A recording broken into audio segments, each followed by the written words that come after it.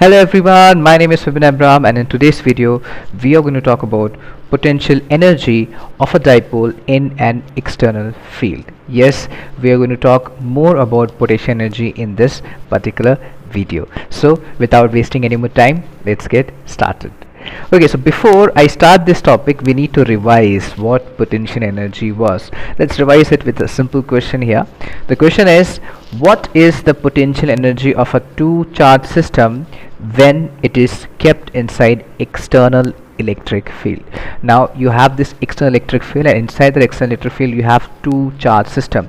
You have to find out the net potential energy of that two charge system which is kept inside this electric field E. You guys can see the electric field is already set for you guys, right? So if you guys remember, we used to find out potential energy by working against the conservative force. In this particular case, that is your electric force. Is that a yes or no?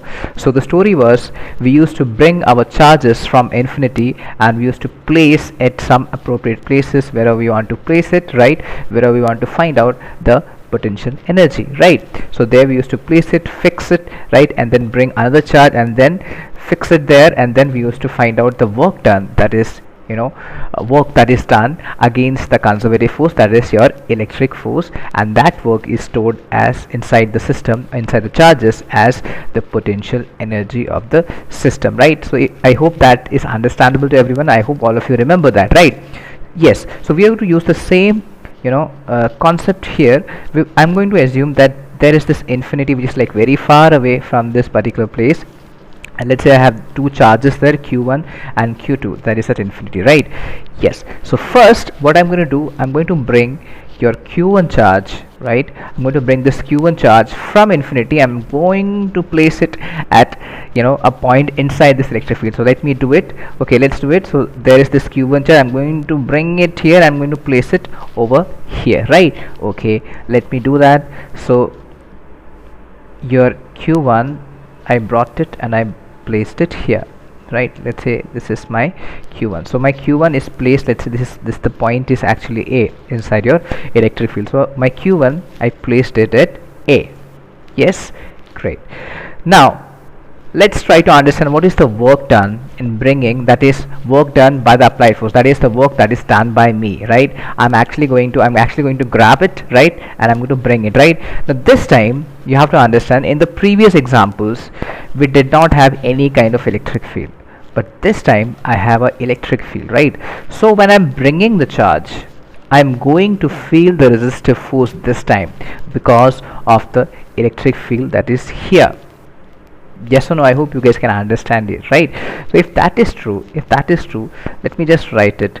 Work done by the applied force in bringing my q1 charge from infinity to a point A inside your external electric field is simply given as, which charge I'm moving my q1 charge. Where I'm moving, obviously let's say the potential at point A is some VA, so I moved it where the potential is VA, right? So let me call it VA. q1 times VA is the work done by the applied force in bringing my q1 charge from infinity to that point A inside this external electric field. I hope that is understandable. Yes, great. Okay, now that is done. Let's bring our second charge. Now remember, my q1 charge is actually fixed at A, right? My q1 charge is actually fixed at A. Now remember, when I'm bringing my q2 charge, now this charge, while I'm bringing it, right, it's going to experience resistive force because of the electric field, also because of this charge that is sitting over here, right? So you have to understand that part, and let's bring it, right? Okay, so I'm going to bring this q2 charge, and let's say I brought it somewhere here. Let me call this place B. I brought it B, and let's say this B is actually some distance r away from my q1 charge. Is that a yes or no? Right? Great. Now let's see what is the work done in bringing my q2 charge from infinity to that place B. Alright, so I can see work done by the applied force in bringing my q2 charge from infinity to this point B is simply given as, which charge I'm moving my q2 charge, right? Okay, where I'm moving where the potential is VB, right? Let's say the potential here is VB. Now this VB is contributed because of your q1 charge and also because of your external electric field. I hope you guys can understand that. So I can actually, expand my VB into two things, right? I can actually expand my VB into two things here, right? So let me just write it here. Work done by the applied force for your B is equals to Q2 is equals to, yes. Now first of all, potential, let's say the potential because of your external electric field at point B, let me call it B because of electric field BE, or let's just simply say VB, right? Instead of VBE, I'll just simply say VB, right? It is VB. I hope that is understandable. Yes, great. Now plus the potential because of your Q1 charge. Obviously I can just write it here. Potential at B because of A or because of Q1 charge is simply given as K Q1 upon R. It is just simple formula of finding potential because of a point charge. I'm just using that formula. Yes or no? Right. So this is simply given as K Q1 upon R. So the net work done by the applied force in bringing my Q2 charge from infinity to that point B is simply given as K Q times Q2 multiplied by VB plus K Q1 Q2 upon R. I hope that is understandable. So the net potential is simply given as W, work done by the applied force in bringing my Q1 charge from infinity to point A plus work done by the applied force in bringing my charge from infinity to point B, and that is simply given as U is equals to Q1 VA plus Q2 VB plus K times of Q1 Q2 by R. I hope that is understandable. Is that a yes or no? I hope this is pretty understandable, right? So by doing this problem, I'm sure we have revised our previous concepts also, and I hope you guys understood this. Okay, let me tell you, this question came in your CBSE 2011 boards, right? So important question based upon the concept, right? And it's easy, it's nothing difficult here, it's easy. So basically it's a topic here. The topic is that what will be the potential energy of a two charge system which is kept inside your external electric field? So the answer is yes, Q1 times VA, where the potential, so wherever you are bringing your Q1 charge, that potential, plus Q2 times the potential of that place where you brought your Q2 charge, plus the potential energy because of the two charges, that is K Q1 Q2 upon R. I hope that is understandable. Yes or no? Great. So if that is understandable, let's move on to today's topic, that is potential energy of a dipole in an external field. Now this is the topic that we are going to discuss today. Now obviously, in order to do this topic, I need to have a dipole, right? So before dipole, let me just very quickly make an external field, right? So let's say this is my external field, right? So this is my external field, right? Okay, this field does not seem like external field. Okay, this is my external field. I hope that is understandable, right? Okay, next thing is we need a dipole. Now what was your dipole? Okay, dipole is an assembly of two equal and opposite charges when they are separated by some distance, right? Is that a yes or no? I hope that you guys understand that, right? Great. So let me just very quickly draw the dipole here. This is my negative charge, this is my positive charge, and it is being separated by a distance of 2a, and let me divide it into two A and A, right? All right, so I have this dipole which is like kept inside this external electric field, right? Okay, now I'm supposed to find out potential energy that is going to be stored inside this dipole. Very quick reminder, when you place your dipole inside your electric field, external, uniform, whatever it is, right? So when you place it inside, so we know because of this positive charge, this positive Q charge is going to experience a force which is equals to Q times of E. Very similarly, this negative charge is going to experience a force, that is F is equals to Q times of E, right? These two forces are equal and opposite, and hence they will cancel each other out, so there will be no linear motion, right, in the direction, right, in the direction of electric field. I hope that is understood. There will be no linear motion of your dipole in the direction of electric field. Now this is something which we have done in our first chapter. Is that a yes or no? Also in the first chapter we also got to know that okay, there will be no linear motion, but there will be rotation, there will be a torque, right? Now we know the value of torque also. The value of torque was coming out to be, torque was given as P times your electric field, P cross E, or simply PE sine of theta, where theta was the angle between your dipole moment and the electric field. You guys can see dipole moment is from your negative charge to positive charge. I can simply write it dipole moment. So this is your dipole moment, and obviously this is, you know, this is the dipole moment and this is your electric field. The angle between them is theta, right? Is that a yes or no? I hope everybody remembers it. So I can see that there will be a torque when you place your dipole at some particular angle, right? Is that a yes or no? So obviously, let's say if this is the dipole, right, this dipole is going to move in clockwise direction because of the torque. I hope that is understandable. Is that a yes or no? It is going to move in clockwise direction because of the torque. Is that a yes or no? Right, great. Now I have to find out the potential energy of a dipole. Now my previous idea was that I used to bring my charges from infinity and place it someplace, you know, somewhere here, right?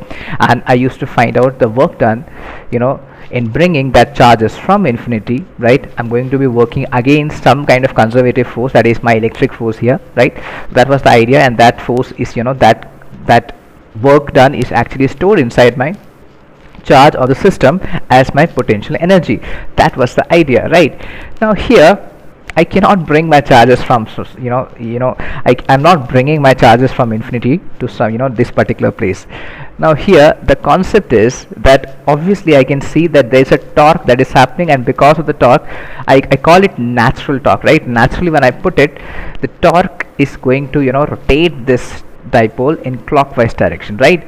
Now the idea is, and you guys can see, obviously this rotation is because of the electric force only, right? Because what is happening, because of this positive charge which is kept inside this electric field, it is experiencing a force, right? Very similarly, there is a force in that direction. Because of this, couple of forces, the dipole is rotating. Is that a yes or no? Right? I hope that is understandable. Great. Now what trick that we are going to do here is that my dipole is actually rotating in the clockwise direction, right? So what I will do, I will apply an external torque, right? I will apply an external torque, and the natural tendency of this dipole to rotate in the clockwise direction, I will nullify it by applying an external torque. Now what this external torque will do is, this will nullify the natural tendency of the dipole to move in clockwise direction, and very slowly I will make it move in anti-clockwise direction. So basically, obviously, I have to work here, right? Is that a yes or no? Right? I have to apply a torque, right, in order for it to do, right? So anyway, the natural torque is to move in the clockwise direction, right? But here what I will do is, here I will apply an external torque which will be in the opposite direction of your natural torque, right? Such that it will nullify the natural tendency of the torque, or the value of the torque, right? Also, it will rotate my dipole in the opposite direction. Can you guys understand? So anyway, I will apply an external torque, right? And because of that torque, there will be a work done. And that work is actually done against my natural torque, or I can say my conservative force or electric force. I hope that's understandable. Is that a yes or no? So basically, what I am doing here is, I am going to apply a torque, external torque, which will nullify the natural torque that is moving in the rotating in the clockwise direction, and very slowly it will rotate with the help of the external torque. It will slowly rotate in the anti-clockwise direction, right? And while doing so, I will be working against the conservative force, and that work will be stored inside the dipole as the potential energy of the dipole. I hope that is understandable. Is that a yes or no? Right? So this is the greater idea that I'm going to do here, and we're going to just do the mathematics here. So I hope you guys understood what actually I'm trying to do here. Yes? Great. So let's say it was supposed to move, you guys can see it was supposed to move in this direction, that is in the clockwise direction, but I came along and I applied an external torque. Let's say I applied an external torque, and because of an external torque, what happened? The natural torque has been cancelled out, right? And along, it is now moving in the opposite direction. It is rotating in the anti-clockwise direction, right? So let's say it started with a theta naught angle. Let's say it started with a theta naught angle, right? And let's say it has rotated now with a theta 1 angle, right? So from you guys can see, from theta naught to theta 1 it has rotated. From theta naught it has rotated to theta 1, right? I hope that is understandable, right? Is that a yes or no? Now that is happened because of your external torque, right? Now remember, if you guys remember, the work done was given as the variable work done, right? Whenever we talk about variable force, the work done is also variable, right? The variable work done is simply given as from r1 to r2 position f dot dr, right? This is how you're supposed to do it, right? But in rotation motion, the force is analogous to torque, right? And dr is analogous to your angular displacement, right? So I can actually do it here. The work done can be given as theta 1 to theta 2, theta 1 to theta 2, right? And tau dot d theta. Is that a yes or no? I hope you guys can understand that. Yes, tau dot d theta instead of f dot dr, because anyway the work done is going to be same, because in linear motion the work done is given as f dot dr, but in rotational motion the work is given as tau dot d theta. I hope that is understandable. Is that a yes or no? Right, great. So here I am applying an external torque, right? External torque, right? Now what is the value of the external torque? The value of external torque will be same, that is P E sine of theta, right? Now that is something which is going to be same, right? All I did was apply an external torque, and the value is P E sine theta, which we have already found out in our previous results, right? Great. Now I'm going to write it here. Work done by the applied force is simply given as integration from your theta naught angle to theta 1 angle. Yes or no? So I'm rotating it from theta naught angle to theta 1 angle. Great. And this is tau dot d theta. Now you guys remember, tau is, see, obviously this is, so tau is in that direction. You guys see tau is in that direction, right? And the angle that is angle is also in that direction, right? Both tau and angle have same direction, so I can simply write it like this. Work done by the applied force is simply equals to theta naught to theta 1 tau d theta, right? Cos of 0 tau d theta. Alright, now I know the value of tau, right? Now what is the value of tau? Value of tau is already known to me, that is theta naught to theta 1. Value of tau is P E sine of theta, right? The value of tau. Now this is your external. Remember, this is my external torque. Remember that this is my external torque, not the normal torque, right? So P E sine theta multiplied by d theta, right? I hope you guys remember that. So work done by the applied force is simply given as theta naught to theta, and your P and E will come out because they are constant. They will come out of the integration. You will left with sine theta times of d theta. I hope that is understandable. Okay, now we are going to do the integration of sine theta. Okay, integration of sine theta is minus of cos theta. I hope you guys remember. For all those who do not know, you can just write it here. Integration of sine theta d theta is actually minus of cos theta with a constant sign if the limits are not there. Now we have limits, so we are not going to talk about constant here, right? So I can write it here. Work done by the applied force is P times of E, and this will be minus of cos theta, right? Theta naught to theta. I hope that is understandable, right? So just apply the limits, but the applied force is actually equals to P E, and this will be minus of cos theta. Now remember, this is from theta 1. Don't forget your theta 1, right? This is your theta 1, and this is plus cos of theta naught, right?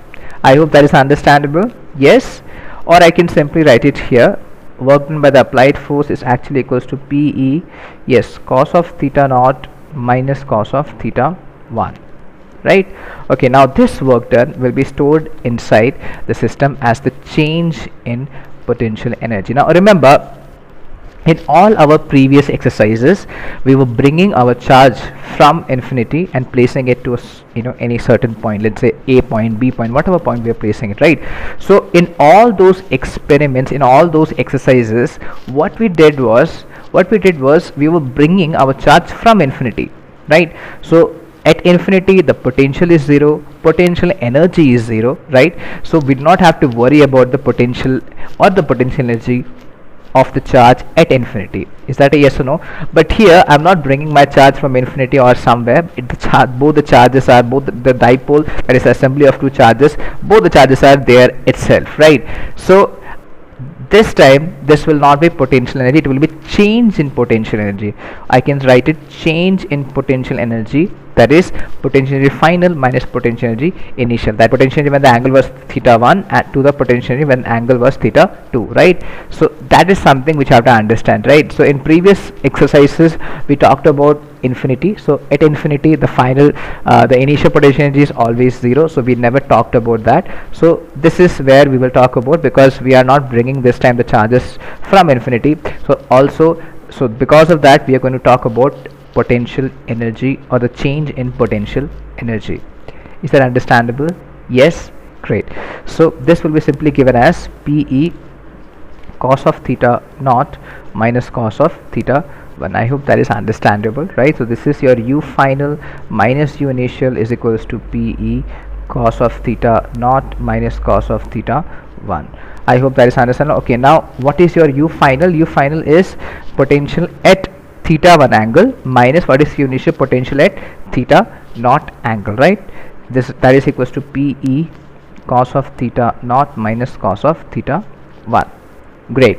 Now you have to understand, we in all our exercises we always talk about potential energy of a single initial, and we always talk about the final potential energy. We never talked about the initial, because initial is always at the infinity, right? So same case we have to do here also. I have to somehow make my initial potential energy to be zero, so that I can find out potential energy at one particular place, the final place, right? Now how I can do it? What should I put the value of theta so that my initial potential energy can go to zero? Can you guys think of any explanation? Okay, let's move on to the figure again. Now you have to understand, if I put my angle 90 degree, that is if my initial angle was 90 degree, that is this is my dipole plus q and here it is minus q. If my initial angle is, you can see this is your electric field, right? This is my P and the angle between them is 90, right? So if my initial angle is 90, then can I say my work done in bringing my both the charges, positive charge and my negative charge, right, to these particular point is actually equal to 0. Now how that is 0, you have to understand here. Let's take an example here. Okay, let me just draw it here. Let's say this is my initial minus q and plus q, right? The angle between them is actually 90 degree, right? Now let's say there are 2 points here, point A and point B. Yes or no? Right. Now I want to bring my charge from, let's say I brought my q1 charge from point A to point B. So I'm bringing my q1 charge from point A to point B. Now you have to clearly see here, potential at point A and potential at point B is actually equal, and if it is equal, then the work done will be simply equals to, yes, which charge I'm bringing, let's say q1 charge I'm bringing, times VA minus VB. Now we know VA and VB is equal, so work done will be simply equal to 0, and hence the potential energy. Is that understandable? Yes or no? I hope you guys can understand. So based upon this, I'm going to do a simple assumption here. Assumption is that at initial point, that is I will say that my I'll just simply do an assumption. Assumption is my theta naught initial angle is at 90 degree. That is my simple assumption, and u at 90 degree is actually 0. that is the potential energy at 90 degree is actually 0. So this is simple assumption that I'm going to do, right? I hope you guys can understand this one, because if the angle is 90 degree with the electric field, then obviously this surface or this dipole will actually behave somewhat like an equipotential surface. Can you guys see that? Because the electric field, that is a pen, is perpendicular to my dipole. Is that a yes or no? So let's say if there are 2 points here, right? So if I bring a charge from this point to this point, the work done in doing so by the applied force is actually 0. So based upon that assumption, I'm going to say that my potential energy at the 90 degree part will be 0. I hope you guys can understand. So if that is true, I'm going to I'm going to do that assumption here. I'm going to put those assumption in the equation. So I will get u theta 1 minus u of 90 degree is equals to PE cos of theta naught is actually 90 minus cos of theta 1, right? Now cos 90, what is the value of cos 90? Cos 90 is actually 0, right? Now u theta 1 minus u 90 we have assumed here to be 0, so this is 0 is equals to PE cos of 90 is 0 minus this is cos of theta 1. I hope that is understandable. So you will get u theta 1 is equals to minus of PE cos of theta 1. So this is the potential energy of the final theta, right? So what does this result say? This result says that if let's say you have this external electric field, right? You have this external electric field, and let's say you inside this external electric field we have this dipole, let's say minus q plus q, right? Okay, let's say this is the center, this is a distance, this is again a distance, right? Let's say this is making an angle of theta with the electric field, right? Then the potential energy that is stored inside your dipole will be simply given as u of theta is simply given as minus of PE cos of theta. Simple. Is that a yes or no? Let's say if this theta was some theta 1, this is theta 1, theta 1. If this theta is theta 2, this is theta 2 and theta 2. Is that understandable? Is that a yes or no? Right? So that is the beauty of using this particular assumption here. So without this assumption, this was not possible. So I hope you understood, right? If you you can just pause the video, you can play it again so that you can understand it much better, right? And I hope that you understood that. Is that a yes or no? Great. So if that is understandable, let's do a simple question here. Okay, the question says that a molecule of a substance has a permanent electric dipole moment of magnitude 10 to the power minus 29 coulomb meter. Okay, so you have this molecule of a substance, right? You have a substance, and that substance has a lot of molecules. So out of which one molecule, we are talking about one molecule here. So a molecule of a substance has a permanent electric dipole moment. So it has a permanent electric dipole moment. This molecule has a permanent electric dipole moment, and magnitude is given 10 to the power minus 29 coulomb meter. A mole of this substance is polarized, right? Now a mole of that substance is polarized. Now polarized by applying a strong electrostatic field of magnitude 10 to the power 6 volt per meter. Now how you polarize a substance? You actually provide it some electric field. We are going to study this particular part in the coming videos, so you just have to take it by my word. So it's also written in the question also. So in order to polarize a substance, you have to pass it through a electric field, a strong electric field, right? Okay, great. So that is what happens. So after polarization, what happens? All of these molecules will have some dipole moment, and all of this dipole moment, these molecules which have like positive negative centers, so they are forming a dipole, and after polarization all of the dipole moment will be along in the direction of electric field, right? So you can see a mole of the substance is polarized by applying strong electric field. Now this means that all of the molecules which are having some dipole moment, now they are all in the direction of electric field. They are aligned in the direction of electric field. That is something which you have to understand, right? Great. Direction of the field is suddenly changed by an angle of 60 degree.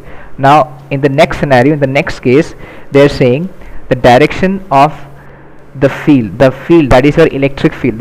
So first, let's say the electric field was like this, now direction has been changed to this, right? Okay, so they have estimate the heat released by the substance in aligning its dipole along the new direction. Obviously direction has been changed, so obviously slowly the dipoles will start to change and going to align in themselves in the direction of the new electric field. Is that a yes or no? Now obviously it is not a random process, it is not a faster way process, it will take some time, so a lot of energy is going to be released in that process. So we are supposed to find out that how much energy is released, right? Estimate the heat released by the substance in aligning its dipole. For simplicity, assume 100% polarization of the sample. So we have to assume that 100% of the sample is being polarized, but in reality that is not the case, right? Some of the molecules get polarized, some of the molecules does not get polarized, right? Okay, so let's try to answer this particular question, right? So how I can answer it? First thing is a molecule substance. Okay, so obviously, so let's talk about, so a molecule of a substance has a dipole moment which is given as 10 to the power minus 29 coulomb meter, right? Great, that is given in the question, right? Now we are talking about 1 mole of this substance, right? We're talking about 1 mole of this substance. Now 1 mole has approximately 6 into 10 to the power 23 molecules. That is Avogadro number, right? Okay, so if it has this much molecules, then I can say 1 mole of substance will have a dipole moment of 10 to the power minus 29 multiplied by 6 into 10 to the power 23, that is coulomb meter. I hope everybody understand that, right? So one molecule has this, then obviously this much molecule have 10, that number multiplied by the Avogadro number, right? Obviously, is that a yes or no? I hope you guys understand this. So this will be 6 into 10 to the power, this is minus 6 coulomb meter, right? So 1 mole of the substance have this dipole moment P, right? And now we know the value of electric field also. Electric field is given to us, that is 10 to the power, electric field is 10 to the power 6 volt per meter, right? So it is being polarized, this 1 mole of substance is being polarized by providing electric field. Is that a yes or no? So obviously when it is polarized, then so this is the electric field, and obviously the molecule negative positive, so all have the dipole moment along in the same direction of that of your electric field. Is that a yes or no? And obviously there must be some potential energy to it. Now what is the potential energy? You can simply write it, potential energy is simply given as minus of Pe cos of theta. Here theta is the angle between your dipole moment and your electric field, and which is clearly theta is 0 in this particular case. Yes or no? Why it is 0? Because all of your dipole moment is in the direction of electric field, so theta is actually 0. So I can write it, U is equals to minus of, the value of P is 6 into 10 to the power minus 6, right, multiplied by, yes, this is 10 to the power 6, right? Okay, cos of 0 degree, cos of 0 is actually 1, so U is equals to minus of 6 joule, right? So that much potential energy is there inside the dipoles, right, inside those 1 mole of 1 mole of substance, right? Great.